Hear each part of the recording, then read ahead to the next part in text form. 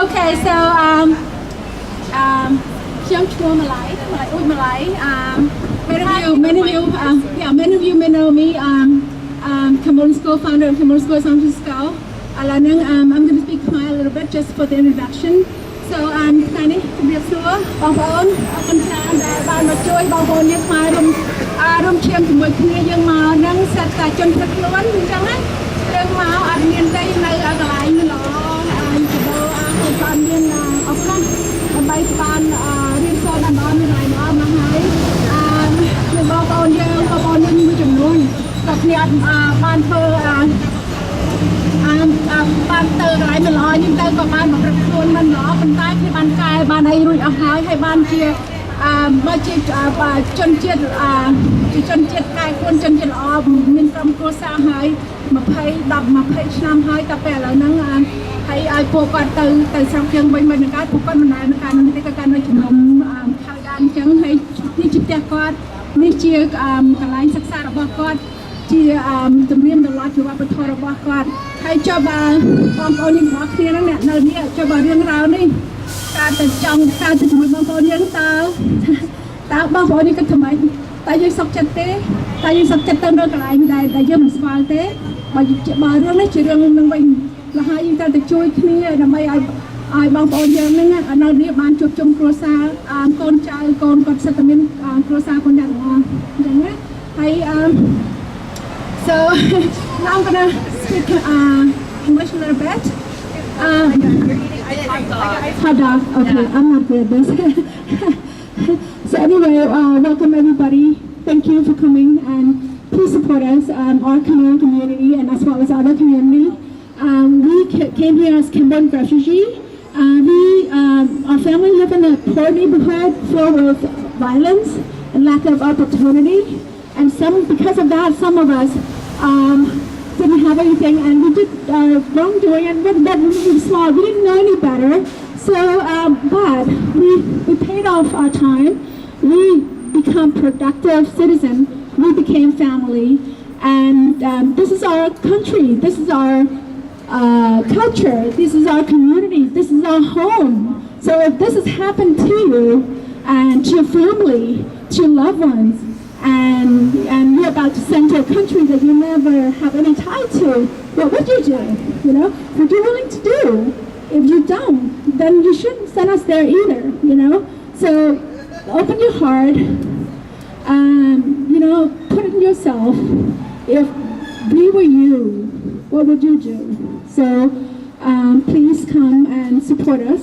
And this is unjust on this matter of sending our people, our citizens here to a country where they belong should not happen in this country, should not ever happen in the U.S. Okay, so please support us and we should not be going if you're not willing to go. This is just like separating family, a cycle of poverty again. So who's going to support the family? Who's going to bring the kid to school? Who's going to support the wife? So it's a cycle unstopped. So we have to stop right now where the family need to be together, need to be united, become strong, be productive American citizens. So thank you. This is what I have to say. Anybody want to say anything else? Yes? Thank you. Thank you. Thank you, Nekru Marlai. Can we give another round of applause for both Elijah and Nekru Marlai? So I just wanted to share a couple reflections that I had as I was listening to everybody speak.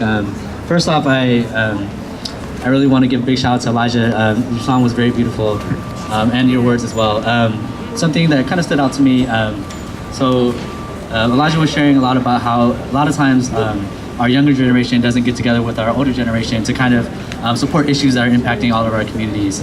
I feel that very deeply as someone I come for myself. I'm from Stockton. I also we're Stockton in the building. Yes. But yeah, I think growing up I always felt very disconnected from my family, not being able to share the language. Right. I think language is a very key thing in building community with each other. I think a lot of times young people feel we are very distant from the older generation because they don't have the language skills to build those connections and have those tough conversations about, you know, like about things that lead to deportation, right? When we think about the factors that are impacting folks that end up in the deportation pipeline, like lack of support at home, lack of mental health services, growing up in communities that weren't prepared to support our communities when we came here to this country, right? And then having our young people have to navigate that on their own, as the older generation is also navigating their own difficulties adjusting to a second thing I think that I reflected on as I was kind of hearing everybody speak was I think it's very beautiful that I think that there's so many community members, so many Khmer folk out here coming together to support the loved ones, our loved ones going in for the check-ins today. I think reflecting back on my in Stockton, where there is a huge population of Cambodian folks, a lot of folks that have been impacted by deportation, a lot of the risk factors that lead to deportation, there is a very huge disconnection between the folks in Stockton, right? A lot of Cambodian people have conflict within each other, so that prevents them from coming together to stand with each other during times like this. And I think for myself, kind of reflecting on how that has kind of took shape in our community, and I think it's very beautiful to have all of this here today. Yeah. So thank you both for sharing that. So next up, we actually wanted to provide space for folks to provide offerings to the vigil up here.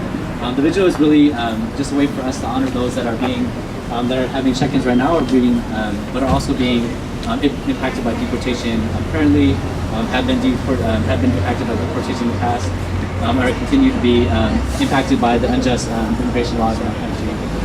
So just to provide space for folks, we have some incense in here for folks to light up and to provide whatever offering, whatever words they want to share for the community. So we'll go ahead and get that started right now. Maybe like 10 minutes for that.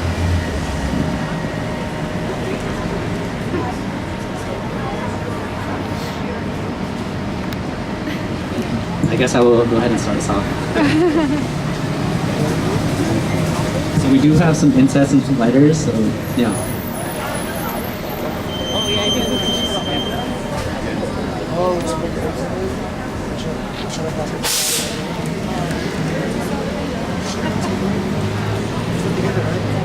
So I have a question. How many people were checked in today? I think we're having 6 families. 6 families? Just individually went inside? I think so, yeah. They all went inside already? No, I think a few of them are still, their check-ins are later. Oh, and they're not here? How did they arrive? They just come here with their family? They came in with their families. And then the family just left. The families among us here? I think some of the families went in with them. Oh, they could go with them? I don't think they can go upstairs, right? Yeah, so they can go upstairs, yeah. it's like a few family members get to go inside Okay. with their loved one, and then the attorney went in with them. Oh, okay. Okay. So they're gonna do this first, and then we'll have the scene.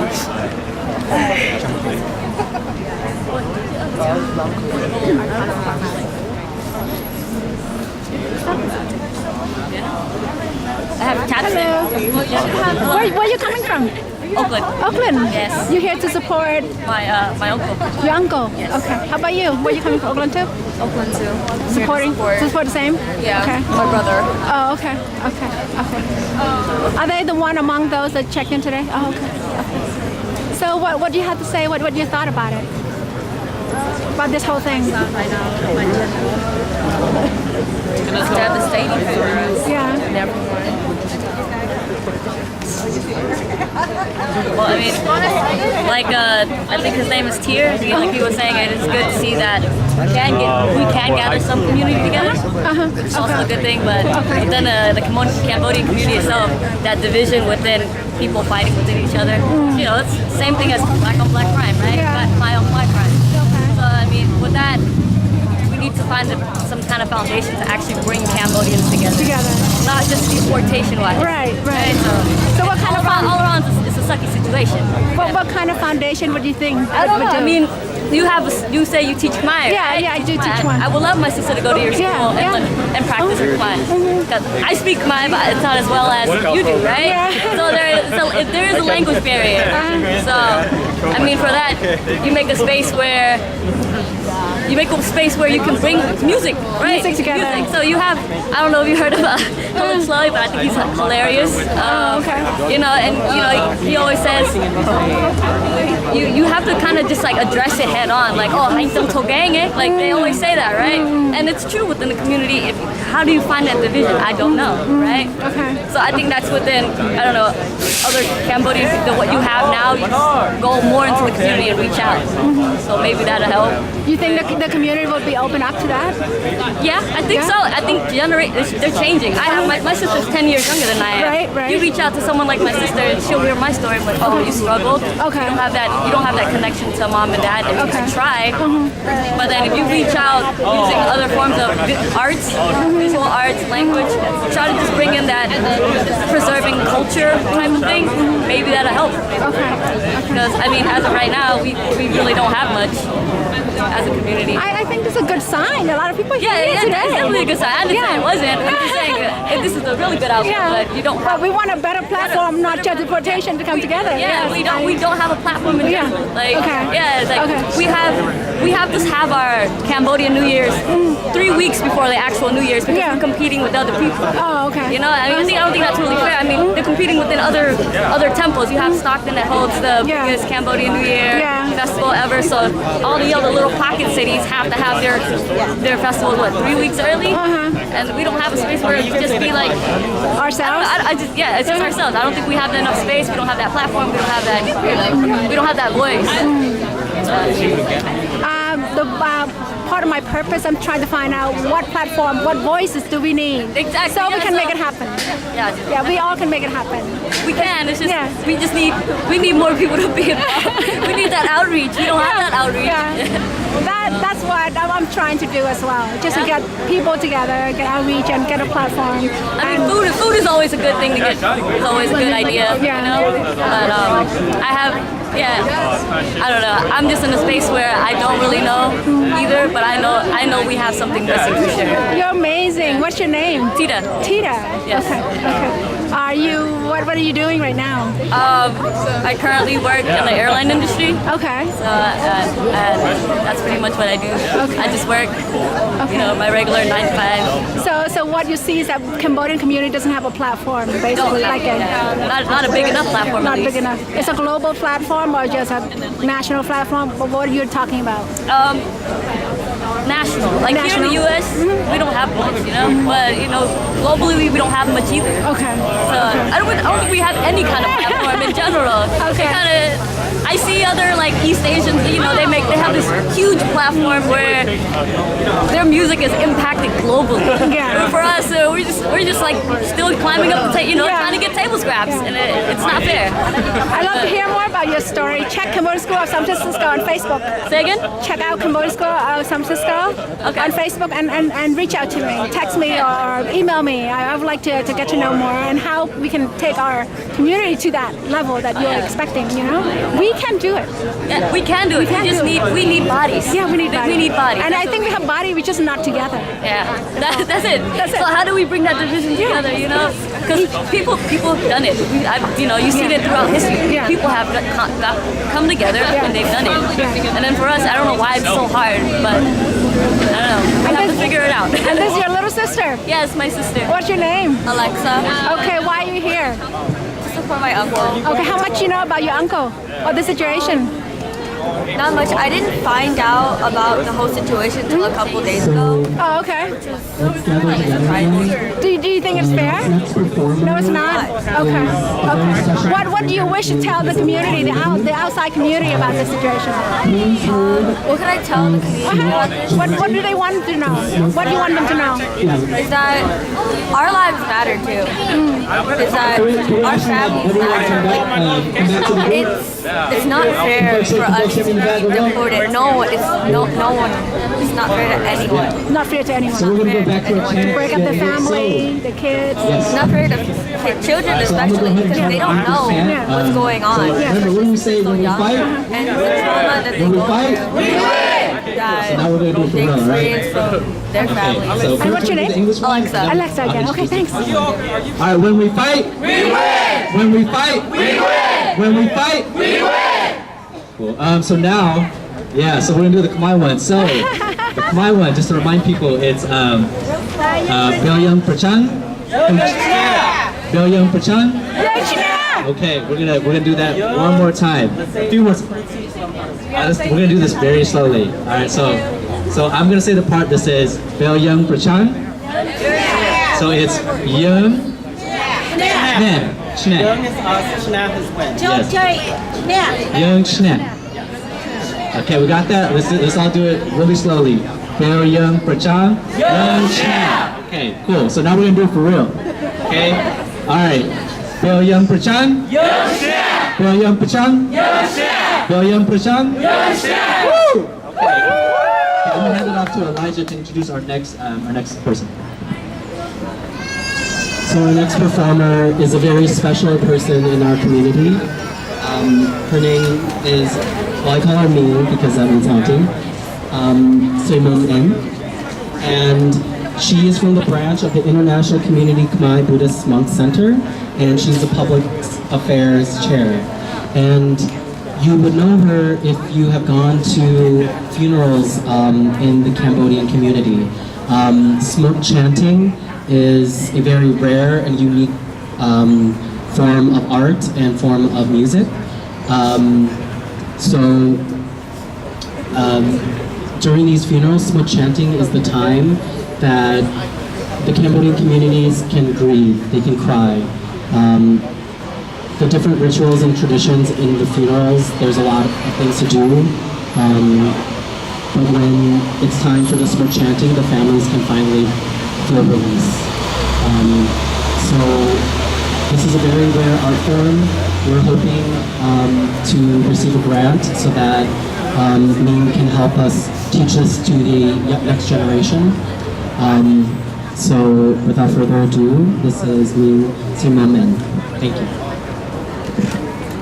ចាទីខ្ញុំអិនស្រីបំសូមជម្រាបសួរបងប្អូនខ្មែរដែលនៅទីនេះទាំងអស់គ្នាថ្ងៃនេះខ្ញុំមានពេលវេលានិងឱកាសដើម្បីមកជួយរំលែកនៃទុកក៏ដូចជាកាលណាខ្មែរយើងគឺជួយខ្មែរកាលណាយើងមានទុកយើងត្រូវតែចេះជួយគ្នាមិនចឹងទេបងប្អូនទាំងអស់គ្នាចានៅពេលនេះដែរនេះខ្ញុំមុននឹងនាងខ្ញុំចាប់តាមស្មូតនាងខ្ញុំចាប់តាមច្រៀងគឺនាងខ្ញុំនឹងសូមព្រោះពួកយើងគឺជា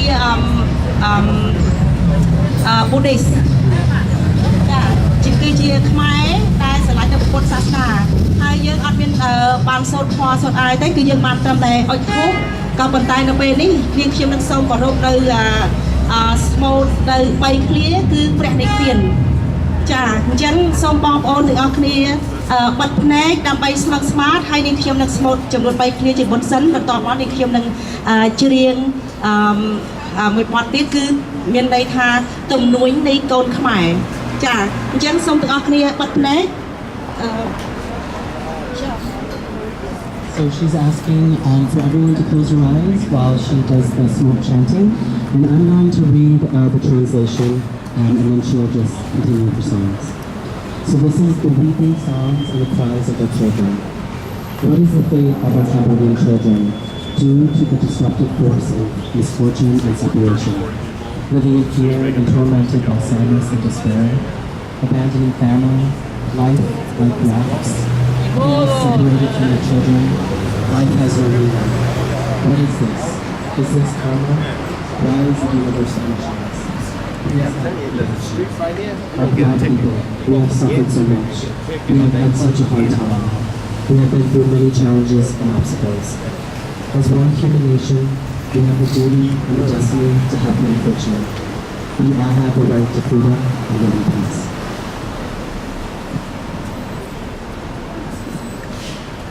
ចាសូមមេត្តាបិទភ្នែកទាំងអស់គ្នា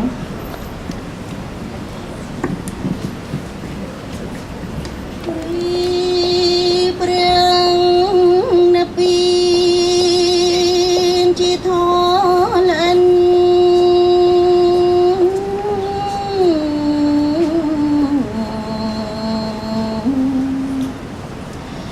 ជាធ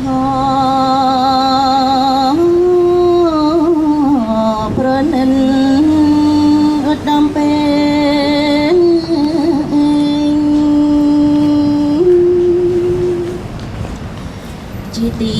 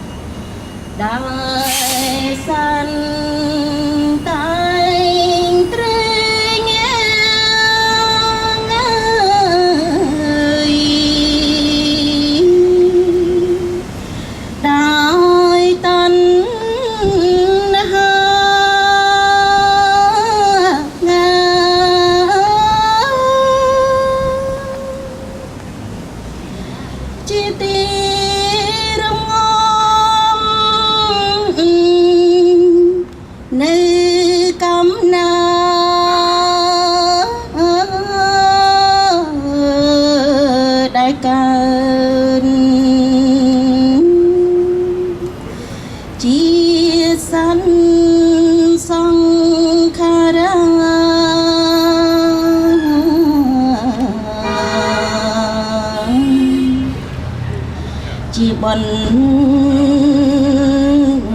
ជាបានដល់រាប់ណា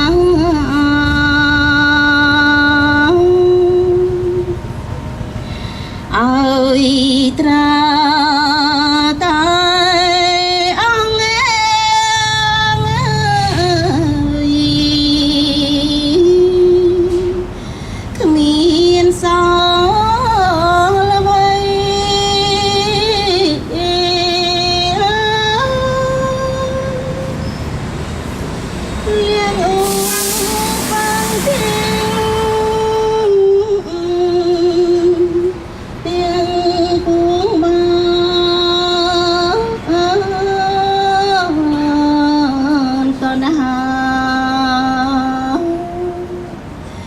ប៉ុន្មានក៏សោណៃ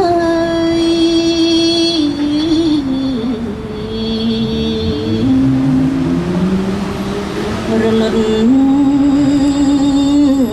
អងទុក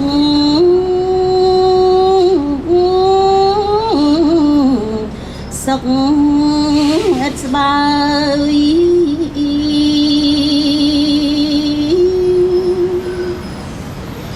พออย่างนี้หายง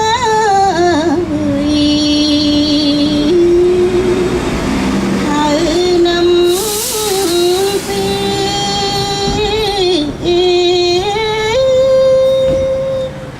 ចាសូមមេត្តាបើកភ្នែកទាំងអស់គ្នាចាសូមអរគុណ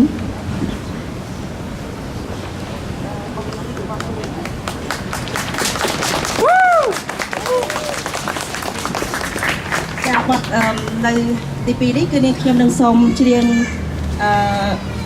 បទទំនួញកូនខ្មែរគឺមានន័យថាយើងប្រត់គ្នាក៏ដូចជាបទនេះដែរគឺនាងខ្ញុំសូមនិពន្ធដោយខ្លួននាងខ្ញុំផ្ទាល់ហើយច្រៀងដោយនាងខ្ញុំផ្ទាល់ចា We actually all have to get on the sidewalk. Can you all help us to get closer and get on the sidewalk, please? We'll be warmer too. Yes, thank you. ចាជើសូមរីករាយសម្រាប់ជាមួយនាងខ្ញុំបទទំនួញកូនខ្មែរទាំងអស់គ្នាចាសូមអរគុណហើយបើមានខុសឆ្គងនៅកន្លែងណានៅក៏សូមមេត្តានៅខន្តីអភ័យទោសចាសូមអរគុណ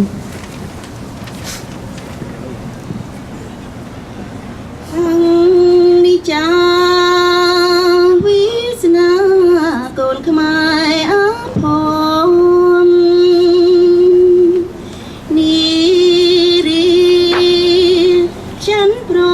ព្រោះកម្មវេរីទុំអើយសែនទុករសែនវេទនីដួងចិត្តក្រំគ្រាវេទនីពេលក្រៃប្រត់ប្រាំងគ្រួសារជីវិតដូចក្បូនអើបងប្រន់កូនរសែនវេទនីតានាងជាកម្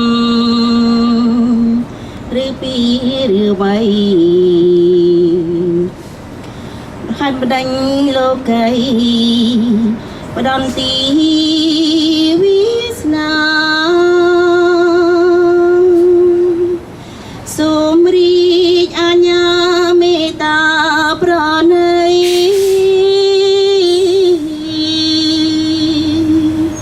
ដល់ខ្មែរប្រុសស្រីធ្លាប់រងទុំធ្ងន់ជួមរឿងលំបាករុនលូនរែកពុនគេធ្វើទីរុនរសានខ្លោចផ្សាដោយគុណបំណាញ់អង្គការមនុស្សធម៌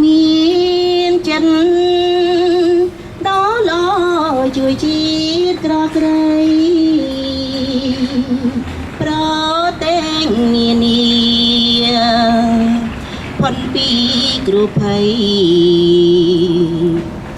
មានសិនសេរីព្រោះដោយសន្តិភាពសូមរីកអាជ្ញាមេត្តាប្រណីផ្ដល់សិទ្ធិសេរី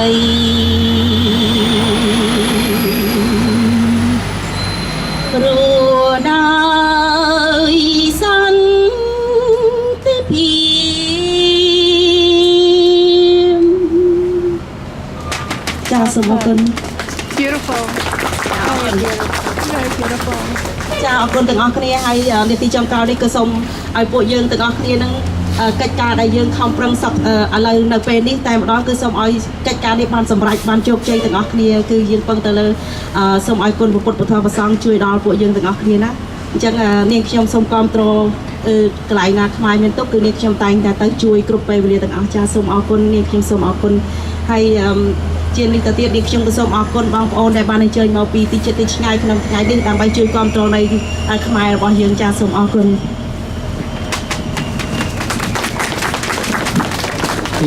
Thank you so much. We'll pass this back to me. All right, thank you all for moving to the curb. You all are way more compliant than I would have been. So I know it's a little cold, but I want us to. The point of today's activity is to not only be there for those who have deportation orders or check-ins, but to also build community and build base. Right? This is not a moment for the Khmer American community. This is a movement for the Khmer American community. Right? So we're gonna do a little exercise, take a little breather. So I want us to look to the person to the left and look to the person to the right. I want you to say, "Hi, my name is," and then say your name, and then say, "I love you and I'm committed to your freedom." All right, let's take like 2 seconds to do that. And if you know everyone around you, switch it up. Find someone else.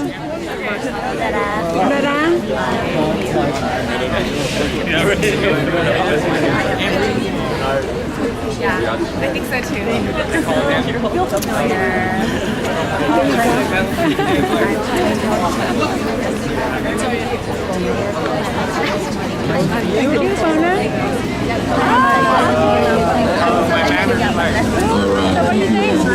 How do you feel?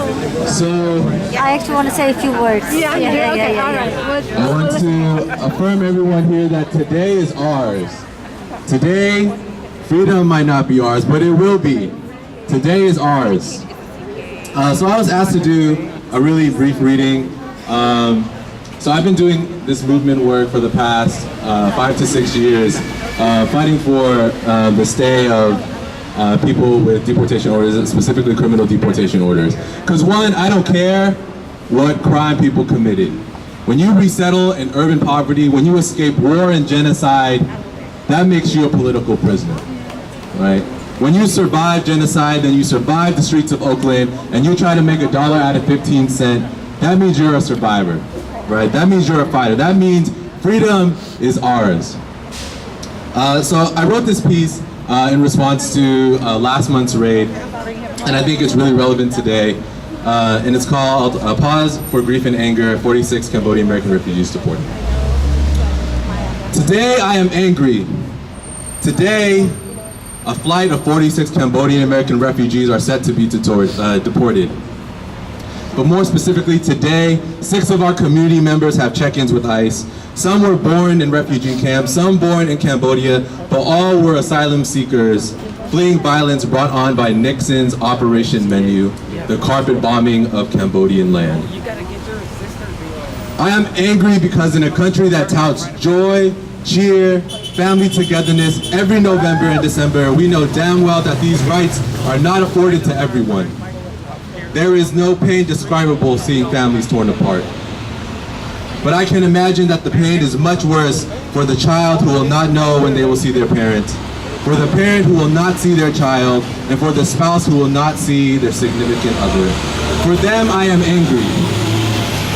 And for them, I will keep fighting.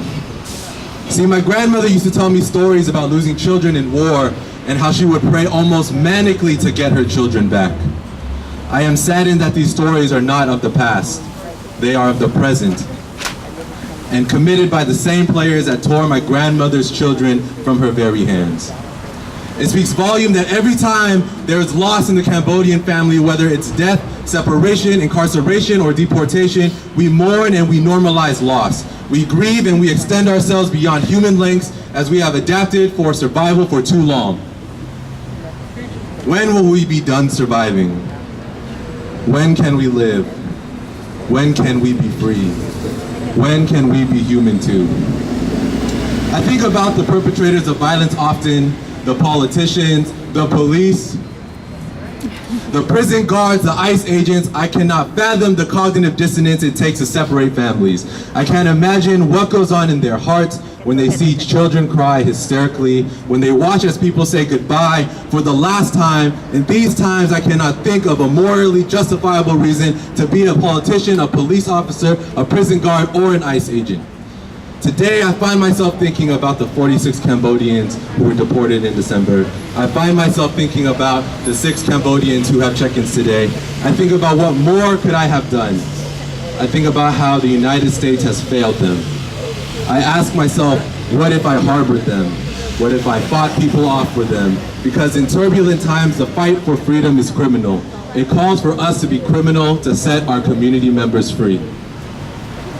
For the ICE agents, there is no morally just reason to separate families. For the flight crew of Omni Air International that deports Cambodian people to Cambodia, there is no morally just reason to separate families.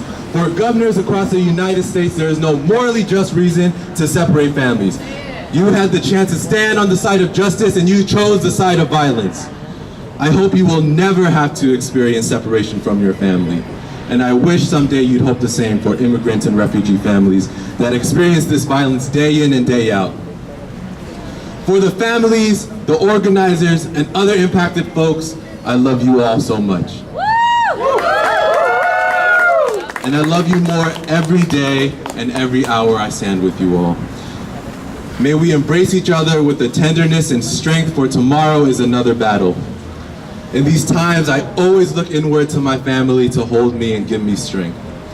And in these times, I think about the holiday season, when I think about my grandmother, and she asked me what kind of work I do. And I show my grandmother all the pictures I collect from all the demonstrations, the rallies, the movements, all the people I meet in prison, all the people I meet out of prison. I show this all to my grandma. I show her the men that I work with inside, the women that I work with, and the people I meet in ICE detention. I show them the men who are home and the men who are free. And I remember one time I showed her, she asked me, why do you help these people? These people are criminals. I said, because if it was me, you would do the same. And she said, of course. She hugged me, she kissed me, and I knew at that point, she knew the answer to freedom was love. Our love for each other will set us free. Let us give each other everything, because that is all we got. Always in love and until freedom family. Thank you.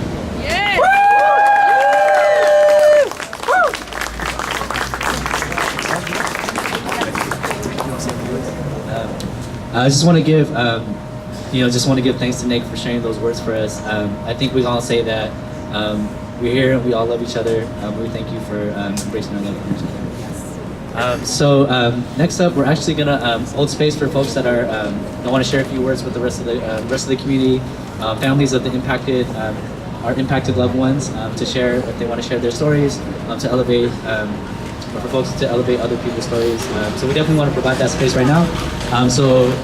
We do have some folks that are already interested. So if you would like to come up, please just let us know.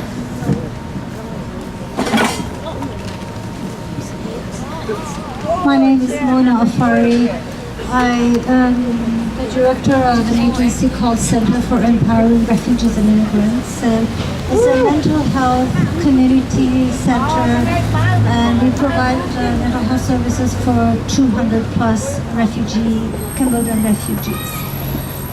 I wanted to say that when I first started working with Cambodians, I was not able to see, I'm a psychologist, I was not able to see more than 2 or 3 clients a day because the stories were so painful that I wasn't able to handle more than that.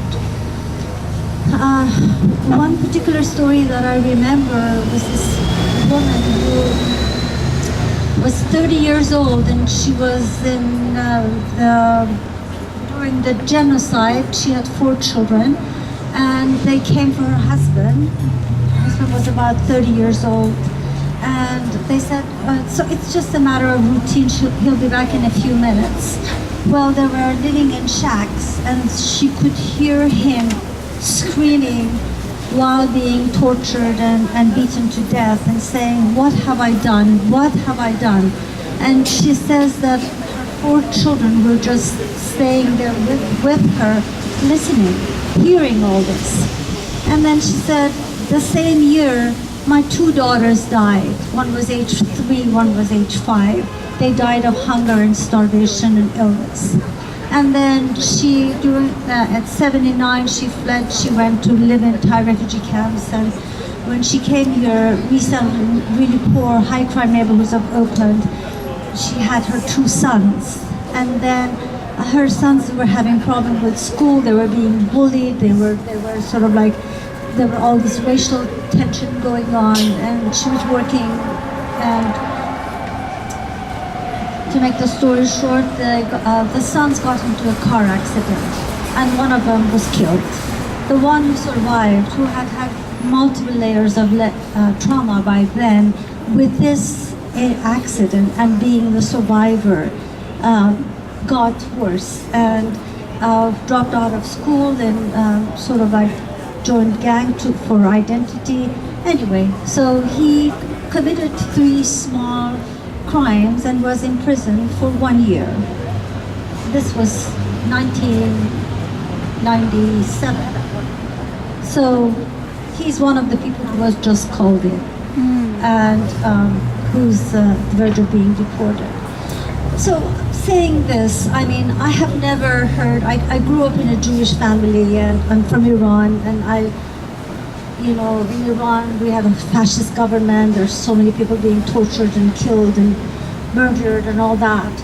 And I also was raised with the stories of Holocaust, so I was familiar with all this. But I have never heard stories, I mean, more painful than what I heard during my almost 15 years of work with Cambodians. And I have never ever seen so much resilience. So one more thing that I wanted to say is that unlike Vietnamese who had educated people who could advocate for them when they came here, Cambodians didn't. Khmer Rouge killed all the educated ones. So these were people who came from rural areas with no education, with no language skills, with no money, with no family, and they had to so it took them, when I first started seeing clients, they had been in this country for 20 years without receiving any mental health services before. And so one of the things that our agency did was we tried to get disability for these clients. And Social Security was so ignorant about the cases of Cambodians. They had no idea about the Khmer Rouge, so they thought that these were just fraudulent cases, and that our agency was getting money to make cases for these people. So it took 2 law firms and many visits to Social Security and many phone calls to the main headquarters of Social Security, an NPR report, a BBC report, that finally Social Security accepted the fact that these people were survivors of a genocide, and a genocide took place in Cambodia. So I think someone said, this is not a moment, this is a movement. This is really, I can just see that all of us at this point, all Cambodians here, are ready for this fight. This fight with ICE, to tell them where we come from, what we have been through, and the injustice of this deportation. And I'm really glad that we're doing this, and I'm so hopeful that we'll win this fight, not only for these 4 to 6 people who are here, but for every Cambodian who's in this country who's on the verge of being deported. Thank you.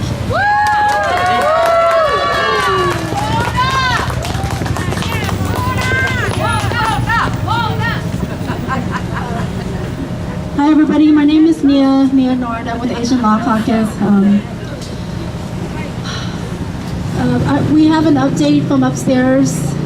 Unfortunately, High Hoof, they detained him. They arrested him. Meaning that, what does it look like for him right now? Most likely they'll be transferring him to Yuba County Jail, which is near Sacramento. I think we felt that was to be expected because they gave him a notice and let us know most likely that he was, but he is. And that's the update we have so far. Ruin's in there right now, Safan is in there, and Cohen is in there. There's 3 others that we know are with. But Can you tell us the process when they go in there? What's going on? yeah, so the 5th floor is actually, well, I actually went through my own process. Okay. This morning I was supposed to have checked in with 4 community members, but I decided to check in early because I wanted to be out here as well as supporting. Anoop and I, my attorney, we went yesterday morning. I said, can I check in? You know, I have a work conflict. And we sat there in the waiting room for about 15 minutes and they said, you know, we're processing paperwork. And then they took me and my attorney Anoop to the back room. And then he said, well, you do have a CAT grant, meaning that we can't deport you because of the judge ordered you protection from the Cambodian government because they can't protect me from the threats from the harm of my abuser, my co-defendant. That means that I'm just here in limbo. But that doesn't mean that they could start the process all over again to deport me to another country. They wouldn't take me.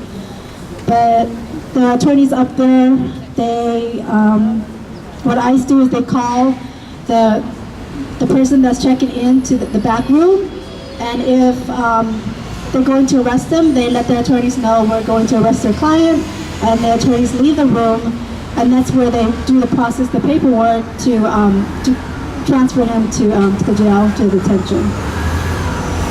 And what Hyde has, as a community, he has a pending pardon application, and also my understanding he does have a good chance opportunity to get his own conviction vacated, reduced to be dropped, whichever comes first, pardon, whether again his case getting dropped, that'd be great. But for now, he'll be in Yuba, and family and friends can visit him. They visit through Yuba, through the glass twice a week. It's for 30 to an hour. It's not great. The conditions there, it's not great either. It's detention, it's jail. Nothing is okay about it. But that's the report back we have right now, and we're going to stay here until the end, and we're going to continue with the second part of this program around 10:30. And does anybody have any questions so far? How many waves of checks in? 2 waves of check-in today? There's an 8 o'clock and a 9 o'clock. Okay. We managed to get those that we know are in contact with as the only group that right now. Before that went in this morning. So only 1 get detained? 1 so far, and there's 3 upstairs. They're still up there? Yes, and we're monitoring right now what's going on. They're not done yet? No, they're not done. Most likely won't be till the afternoon. Just a process for 1 person going in. Yeah, it takes about an hour. Is there anybody in here that has a check-in that's a Khmer community member in line? Yeah.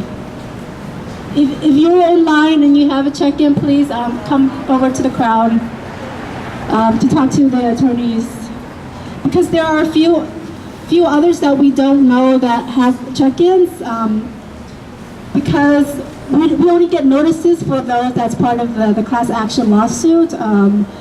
But if you have one or more felony conviction, it doesn't make them as part of the lawsuit. There's other check-ins to come. The rest of next week, ICE will be done with these check-ins until probably the end of the month. And that's when the Cambodian consulate will do the interviews with these individuals that they want to deport. And most likely they're going to transfer them to Texas or another state to do these interviews. And the whole process takes about 3 months. So they could be slated for deportation by July or August if some of them cannot get their cases opened, dropped, or some of them cannot get another alternate like a pardon. That's why it's an urgency as a community.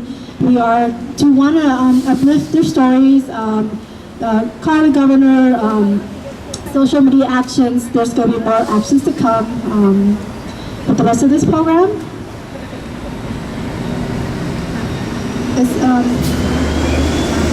Do we have Min, can you update the elders what happened, what I just shared? About how I get detained. Hi. នឹងថាហើយនឹងគាត់គេចាប់គាត់ទុកហើយឥឡូវហ្នឹងណាយកទៅកន្លែង what is the place យុបជល ហ្នឹងហើយចាប់ទៅកន្លែងហ្នឹងហើយទៅពេលហើយជាទៅហើយនឹងយកទៅភ័យទៅយកទៅសោះ Texas or another state. យកទៅកន្លែងទេសាសឬទៅរដ្ឋមួយទៀតដើម្បីយកទៅសម្ភាសតាម Khmer? The Khmer consulate? Yeah. ខ្មែរ គេហៅខ្មែរគេទៅខ្មែរគេទៅខ្មែរ ខ្មែរដូចខ្មែររដ្ឋាភិបាលខ្មែរគឺសម្ភាសហើយរយៈប្រហែលជា3ខែអញ្ចឹងទៅរួចរាល់ទៅបានគេយកយើងទៅស្រុកខ្មែរប្រហែលជារយៈប្រហែលជា3ខែឬខែ7ខែអញ្ចឹងបើអត់យើងអត់មានដូចថាមិនគេជួយបានអញ្ចឹងគឺត្រូវគេយកទៅកម្រងពេលហ្នឹងឯង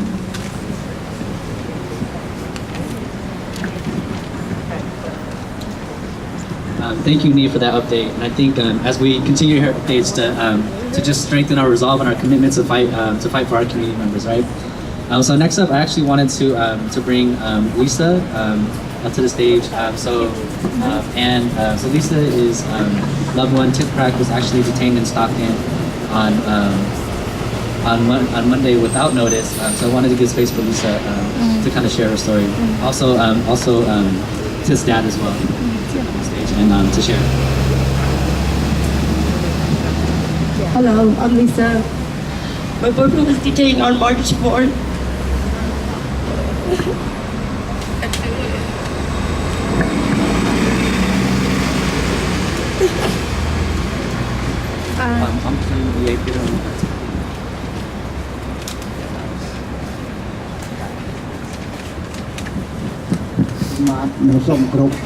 Còn bọn ồnទាំងអស់ដែលមានទុកមានព្រួយរួមទាំងបងប្អូនដែលអត់មានទុកសោះចូលរួមចំណែកជាមួយក្រុមគ្រួសារដែលមានទុកដូច្នេះខ្ញុំបាទសូមនិយាយអំពីប្រវត្តិកូនរបស់ខ្ញុំកើតនៅក្នុងឆ្នាំ70ដល់75ពួកខ្មែរក្រហមគេប្រមូលកុមារទៅសមរភូមិមុខហើយគ្នាធ្វើការមិនកើតធ្វើការអ្វីៗក៏មិនតន់គេធ្វើបាប3 10ច្រំធាក់ចាប់ជាមួយទឹកដល់ពេលនោះក៏បានខ្ញុំភៀសខ្លួនមកនៅតាមជំនុំមកដល់អាមេរិកកូនខ្ញុំគេយកទៅដាក់ high school គ្នារៀនមិនតន់គេអត់តន់ដឹងឆ្វេងដឹងស្ដាំម្លោះហើយអាអ្នកចូលថ្មីហ្នឹងគឺធ្វើបាបហើយ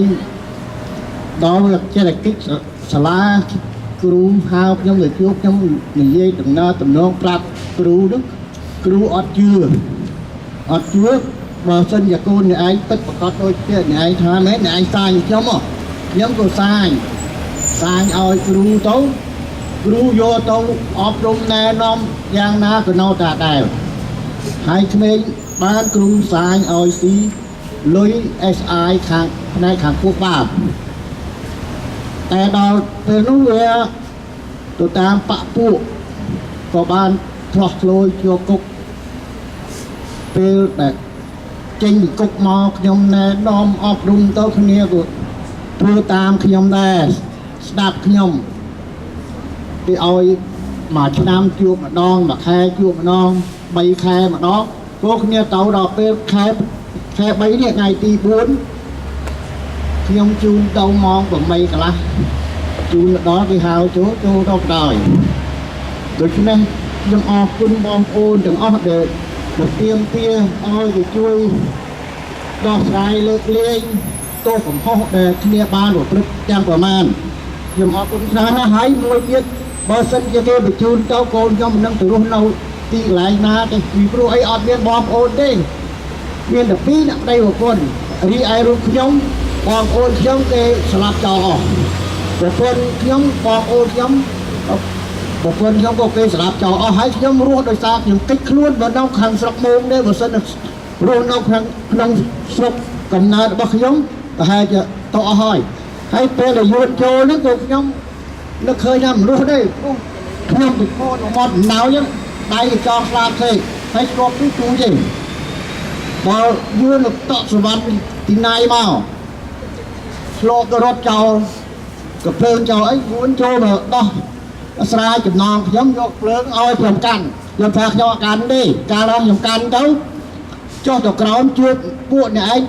បាញ់ខ្ញុំជួបពួកខ្មែរក្រហមបាញ់ខ្ញុំដូច្នេះខ្ញុំអត់ទទួលទេខ្ញុំសុកចិត្តរត់កាត់អង្សេវតាមរកកូនរកប្រពន្ធដូច្នេះខ្ញុំសង្ឃឹមថាបងប្អូនទាំងអស់ដែលចូលរួមធ្វើបារកម្មនេះខ្ញុំសង្ឃឹមថាប្រហែលជាគេលើកលាយទោសនឹងឲ្យត្រឡប់ទៅវិញខ្ញុំអរគុណច្រើនដែលបងប្អូនបានមកចូលរួមបងប្អូនដែលគ្មានទុក្ខបានចូលរួមជាមួយគ្រប់ក្រុមគ្រួសារដែលមានទុក្ខខ្ញុំអរគុណច្រើន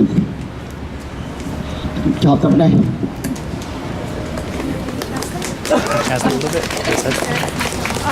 Translate in English? Yeah. Some of what he said. You can? You go translate. Yeah, like mine. But con you come out, in English, you can do it. I'm going to do my best to translate. So Ted's father had called me, actually, the morning he was arrested. I was getting ready for work, and I said, who is calling me so early in the morning? And I go, what is this number? So I answered it, and he was talking to his father in Khmer, and I realized that his son had shared that, okay, I'm going to my check-in. If anything should happen, call Asian Law Caucus. And I remembered I met Tiff and his father when we were at the Stockton check-in last in September. They were called in to check in, and we were scrambling between me and the attorneys, trying to meet them before their check-ins. And we actually were able to build their trust because they're like, who are you guys? So like, we want to help you, before you check in.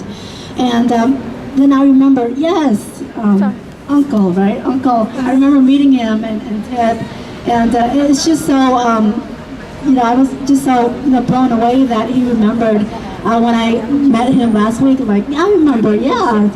But thank you. Like, he's like, can you please help my son? Ted has Ted, when he was at the refugee camp during that time, he was abused by the Khmer Rouge.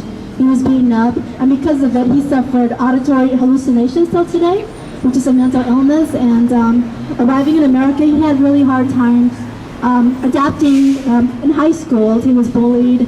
Unfortunately, got involved in behaviors as teenagers. Some of us chose the wrong route, like myself, and he did his time, and he struggled, just trying to again help support his father and his siblings. Along with his mental illness, he did the best that he could. And while he was doing his time, his father did visit him. And his father said, what am I going to do with my son if he gets deported? Because there's no one there. All my family's, been killed, or they're here. And he says, thank you so much, community, for reaching out, to us for helping. And families, like Tiff's family, like his father and Lisa, and we also, we honor you as well because you're very courageous just standing here, coming out here, because sometimes most families, they really, they're scared, they're fearful, whether of retaliation, of just the not knowing, and sometimes it's better, to hide, or be alone. But sometimes it doesn't always help, because sometimes it takes a lot of courage to come out and say, hey, I need that help, I need that support, my family, we're struggling. And that's why we're all here today. And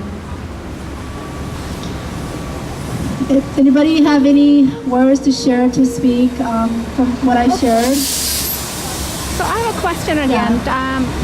He was here, then he got detained without any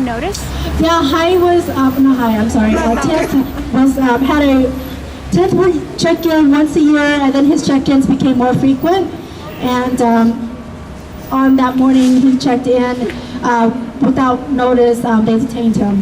Why? How come? There's no rhyme and reason.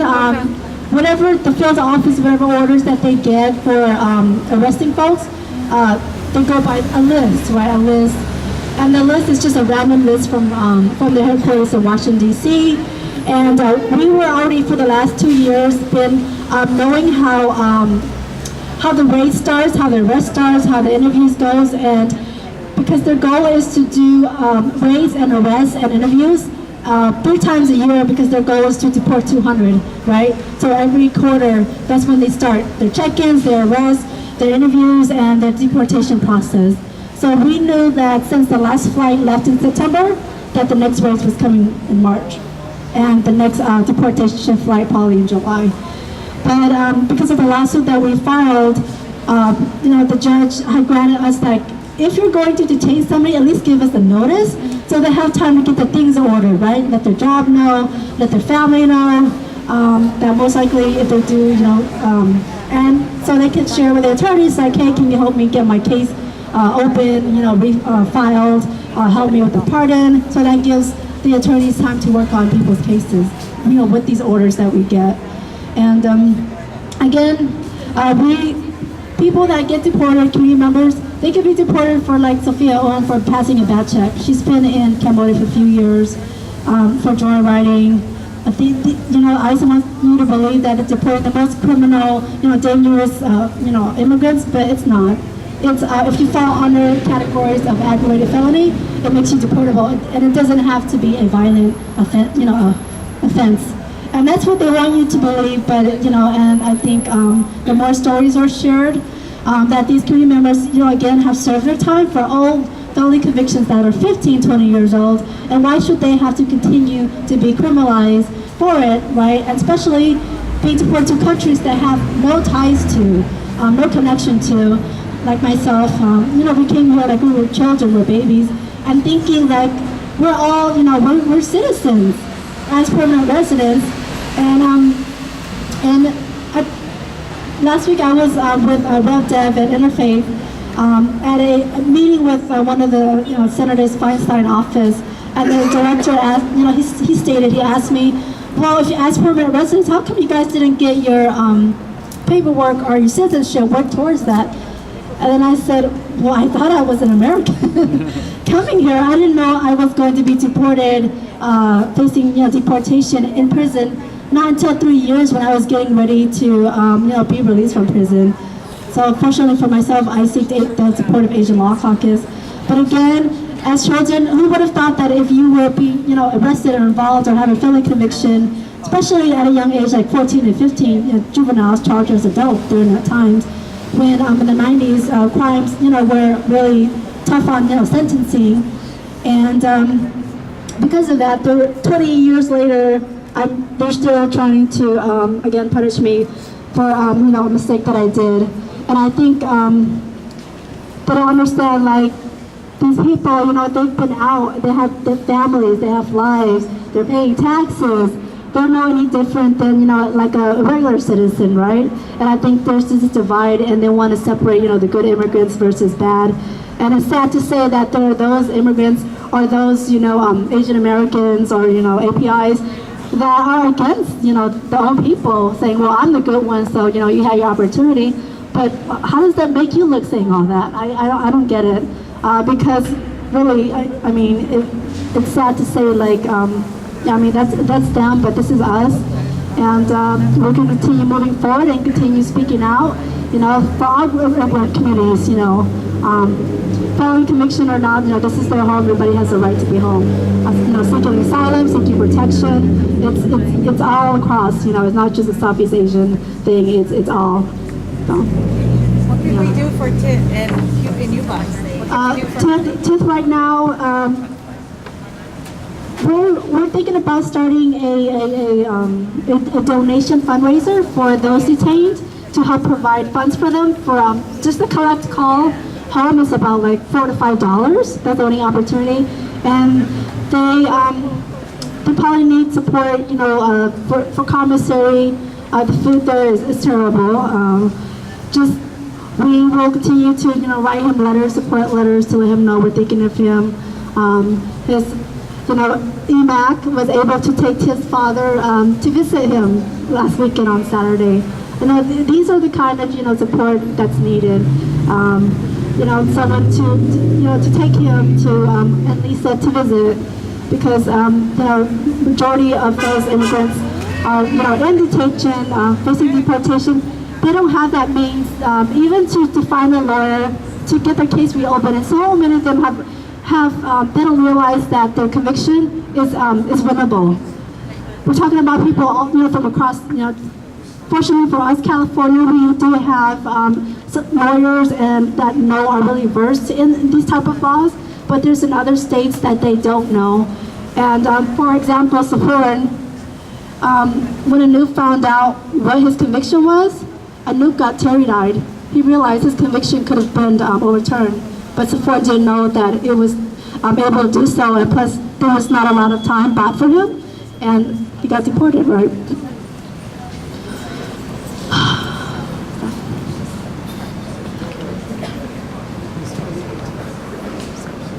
Okay, so far we don't have any more updates.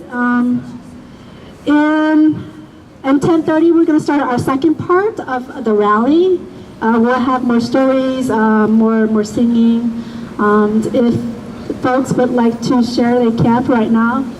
But if not, we can take a break and then we'll gather again.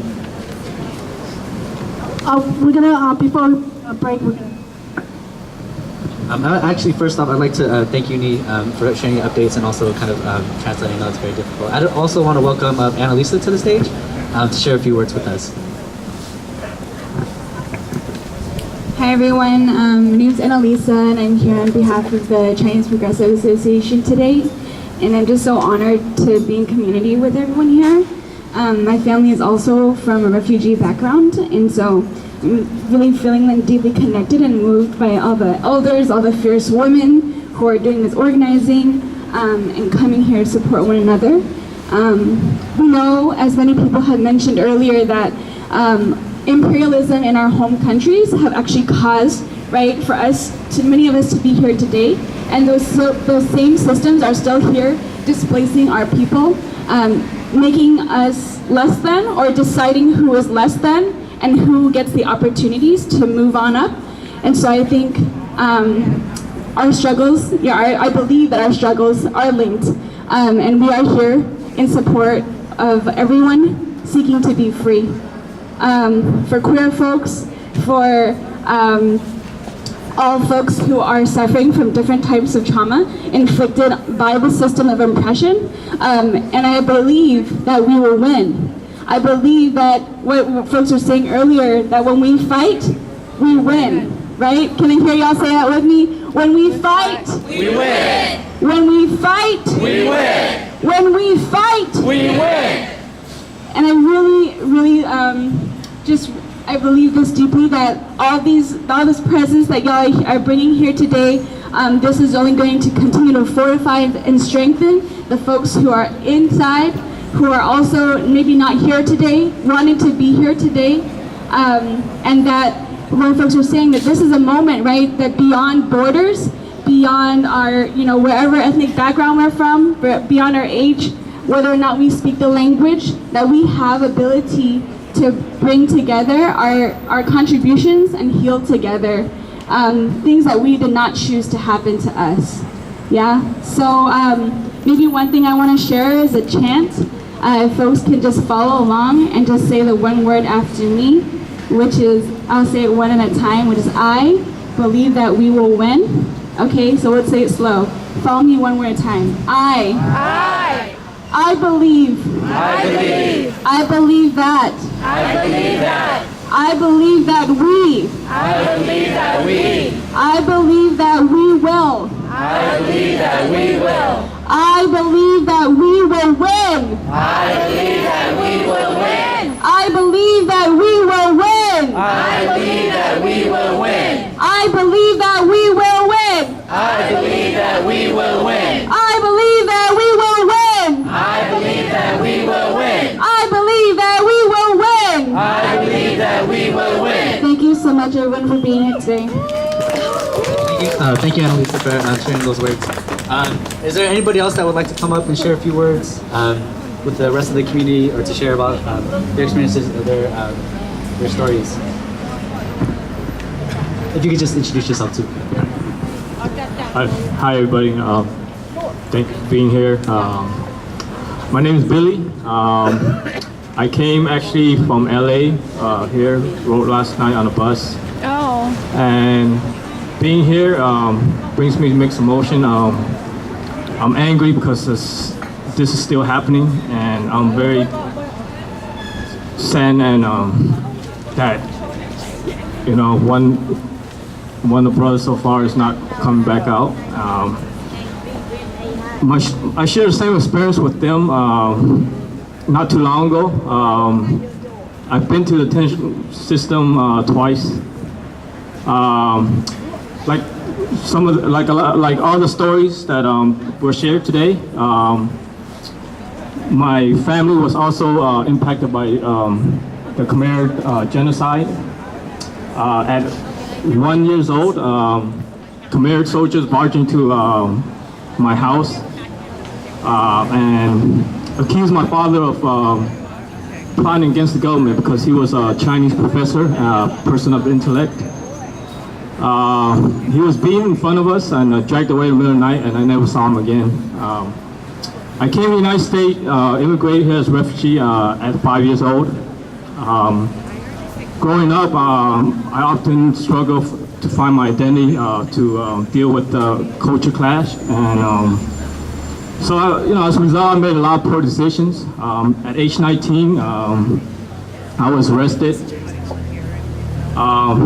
I was sentenced to 2 consecutive life, 21 years in prison. That wasn't over when I got out. I was immediately handed over to the ICE. I did the first initial detention. I did 4 months. At the time, Cambodian government didn't acknowledge that I was their citizen, even though we immigrated there. But when the Trump administration came to office, they didn't care. They applied pressure pretty much on the Cambodian government to accept everybody that was on their list, and I was part of that list. So for me, it was fortunately when I got out, I got involved with a lot of communities, organizations. I dedicated my service to just community, nonprofit, ARC, API Rise. So I wanted to give back. I realized that during my 21 years in prison, I was a burden to society. Everybody that didn't even know me had to pay for my crime by paying for the with tax. So, in the process, I really took the initiative to do what I can to better myself, not just for me, but for my family, for the people I've harmed, for the communities. And fortunately for me, I got released. And during my second detention, which happened in October 5th of 2017, I was detained. Initially, they said it was only 2 weeks, but when we went there, we were pretty much transferred all over the places: Louisiana, Texas, Arizona. We flew to Washington. I spent 13 hours shackled up on a plane from one state to another, and I was thinking to myself, like, man, we're not even being treated as like a living creature. I mean, we're just pretty much a product. I mean, for them to profit of. And it was that hopeless feeling that we didn't matter, right? But through the whole process, with the community support, with the organization support, I continued to fight, and thankfully, fortunately for me, I was released on bail. So during the time after I got out the second time initially, I did everything I can to be vocal, share my story, and just educate people on what's going on in the detention system, right? it's worse than a prison environment. I hate to say that, prison is, but yeah, I mean, facing uncertainty, whether you're gonna be here, whether I could see my family again, whether what's my future's gonna be. I don't even speak Khmer, so it was hard, and I could, that's why I brought back that emotional, when I saw 6 of the brothers walk in, and just the thought that what they were going through and what I went through, just reliving that moment, that memory is hard. I can totally just put myself in this shoe, actually. And no one should have to go through that. Nobody should be forced to, be apart from their family. This is our home. I'm a part of this community. Right after high school, I was allowed to join the military. I was in the National Guard. So I never thought that being a citizen was such a big deal then. Because why am I allowed to serve the country if I'm not a citizen, or if I'm treated as second-class citizen, right? I didn't know at 19. I didn't know that I would be facing deportation 20 years later because of my poor decisions as a teen. So I just want to share a story.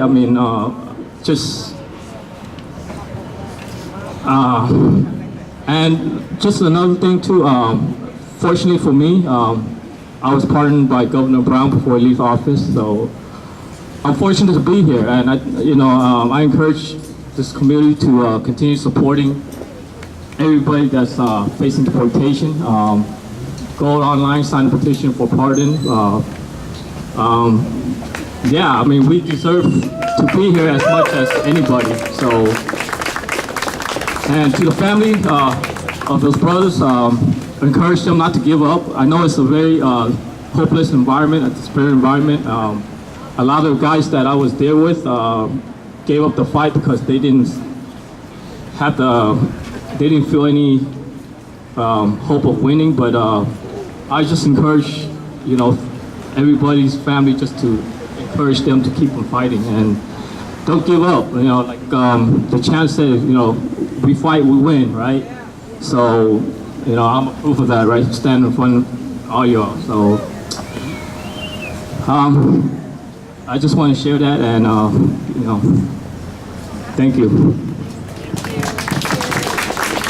Thank you, Billy, for sharing your story and your experiences.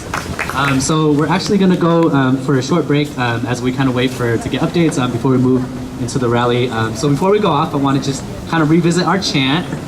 So we're gonna shout it very loud so the families inside can hear us, right? So they know that we're here with them today. Okay, everyone, remember it? Hi, everybody. So Nia shared with you all that one of our own got detained. So I think at this point, I think there's a lot of emotions right now going through our veins and through our hearts. So I want us to chant really loud, and I want Hai to know that his community is still here. All right. We're gonna let ICE know that the community is still here. Because he can hear us. If he's in the detainee cell, he can hear us from here. Oh, okay. 4th floor, 5th floor. Yeah. So like I said before, this rally, I always have a mantra when coming into this phase or stepping into a demonstration, and it's, I say their name and we say, I'm committed to your freedom. So let's do that for Hai right now. Hi, I'm committed to your freedom. Hi, I'm committed to your freedom. One more time. Hi, I'm committed to your freedom. Actually, 2 more times so he can hear us. Ready? Hi, I'm committed to your freedom. Hi, I'm committed to your freedom. All right, thank you. Thank you, Nate, for that. So I guess we'll just be taking a short break. Oh yes, back to that. Okay, so we're gonna say this again to make sure everybody can hear us, right? So when I say when we fight, we win. Okay. All right, when we fight, we win. When we fight, we win. When we fight, we win. Fuck ice, yes, fuck ice. Alright, so now we're gonna do the Cambodian version. So we're gonna try, I know it's very hard, but we're gonna try our best, right? And we're gonna say this very loudly. Okay? Bill Young Prachang? Bill Young Prachang? Bill Young Prachang? Okay, so with that we'll be taking a short... Yeah, so we're gonna take a short break. Let's be back here by 10:30 on time, so we can get updates and hear back. But if you need to use the restroom, Asian